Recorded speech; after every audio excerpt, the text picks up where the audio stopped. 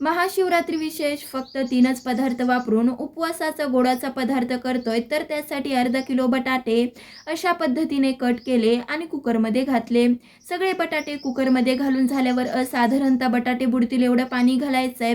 कुकरचं झाकण लावून मंद आचेवरती 3 ते 4 शिट्ट्या करायच्या आहेत. कुकर झाल्यावर कुकरची पूर्णपणे वाफ गेली की झाकण उघडून हे बटाटे गरम आहेत त्यामुळे हलकेसे थंड करून घेतले आणि अशा पद्धतीने सोलून घ्यायचे. आता कढईत साधारणतः पाववाटी तूप गरम केलंय, त्यात एक एक करून सोललेले बटाटे हाताने स्मॅश करून घालायचेत आणि तुपावर 3 ते 4 मिनिटं परतवून घ्यायचंय. चला तर 3 ते 4 मिनिटं परतवून घेतलंय. लगेचच 1 वाटी साखर घालायची आहे आणि 5 ते 7 मिनिटं शिरा परतवून घ्यायचा आहे. तुम्ही कधी अशा पद्धतीने बटाट्याचा शिरा बनवला आहे का? नक्कीच कमेंट करून सांगा. 5 ते 7 मिनिटं परतवून घेतलं की बटाट्याचा शिरा तयार झालाय. आवडलं तर लाईक, शेअर, सबस्क्राईब देखील नक्कीच करा. धन्यवाद.